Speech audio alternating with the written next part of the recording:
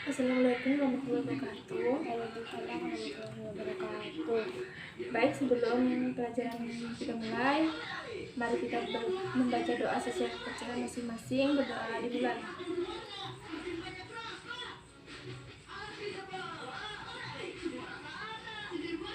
Doa selesai. Baik, di pertemuan kali ini yaitu kita sudah memasuki bab bioteknologi. Lebih dijelaskan, bioteknologi itu adalah cabang ilmu yang mempelajari pemanfaatan hidup, bakteri, jamur, virus, dan lain-lainnya maupun produk dari makhluk hidup seperti enzim ataupun alkohol dalam proses produksi untuk menghasilkan barang dan jasa. Bioteknologi itu dibagi menjadi dua, yaitu bioteknologi konvensional atau tradisional, dan yang kedua adalah bioteknologi modern. Bioteknologi konvensional atau tradisional merupakan praktek bioteknologi dengan cara dan peralatan yang sederhana tanpa melakukan rekayasa genetik. Ciri-ciri dari bioteknologi konvensional itu: satu, menggunakan peralatan yang sederhana, belum menggunakan teknologi yang canggih.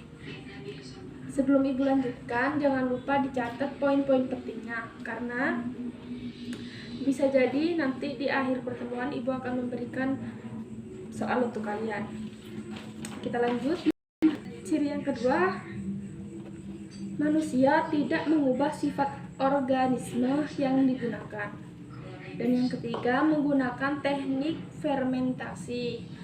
Nah, produk yang dihasilkan dengan metode bioteknologi konvensional ini adalah tempe, kecap, oncom, yogurt, dan keju.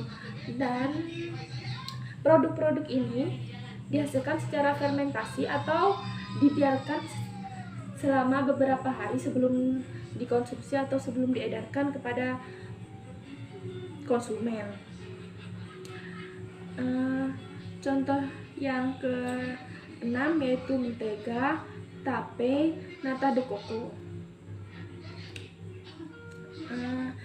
Tempe ini memiliki nama latin Rhizopus oligosporus atau Rhizopus stolonifer dan Rhizopus oryzae. Kecap memiliki nama latin Aspergillus wentil. Oncom memiliki nama latin Neurospora crassa. Yogurt Lactobacillus bulgaricus atau Streptococcus. Sedangkan keju memiliki nama latin Penicillium camemberti. Mentega memiliki nama latin Streptococcus, sama seperti tadi yang yogurt itu. Tape memiliki nama latin Saccharomyces, sedangkan nata de coco itu memiliki nama latin Acetobacter xylem.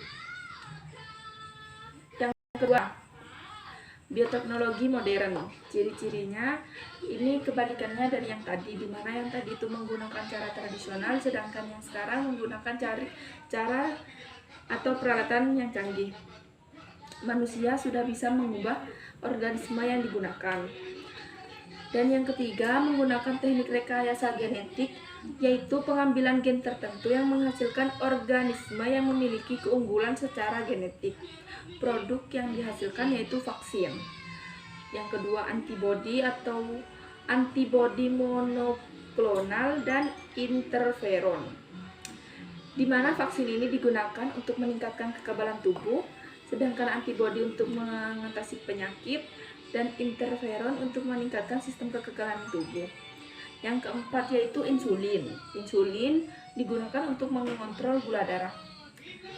Yang kelima, kultur jaringan untuk memperoleh individu baru dengan sifat anakan sama dengan induknya dengan jumlah yang banyak dan waktu yang singkat.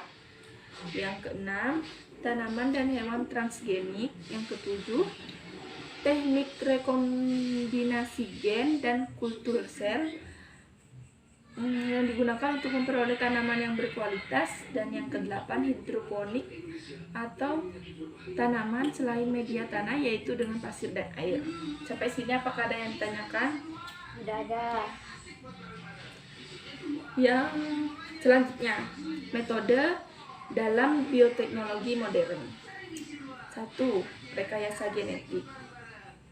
Rekayasa genetik merupakan suatu cara manipulatif gen, misalnya dengan teknik penyisipan gen untuk menghasilkan makhluk hidup baru dengan sifat yang diinginkan. Prinsip dasar dari rekayasa genetik sebagai berikut. A. Rekombinasi DNA.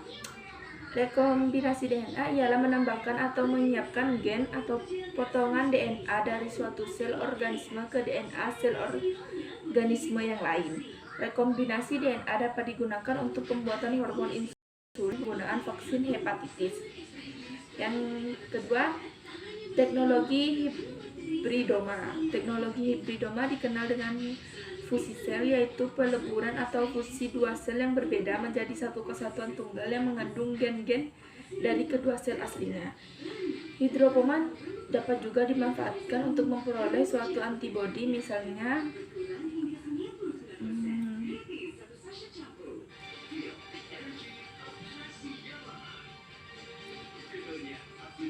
yang ketiga,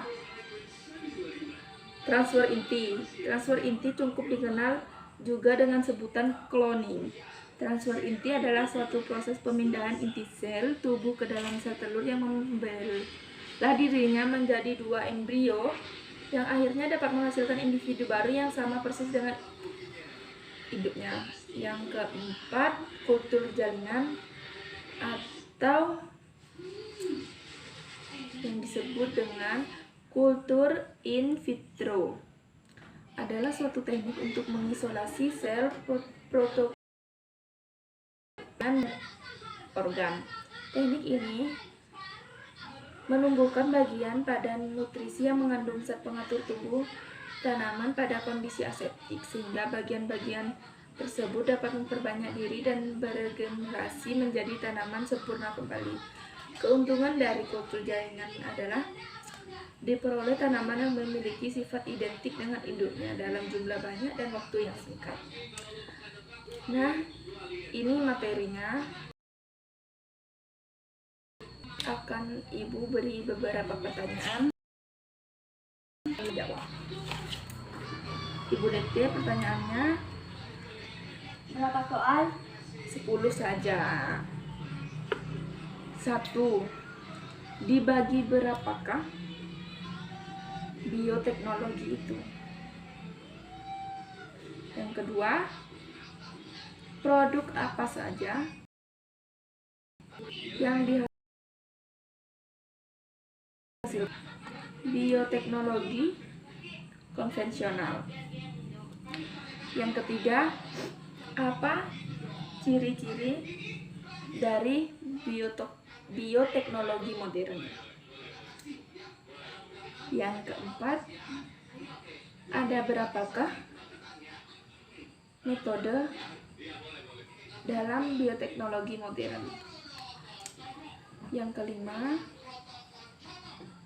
apa manfaat dari teknologi hibridoma? Sekarang yang keberapa? 6. Yang keenam adalah dikenal dengan sebutan apakah transfer inti itu?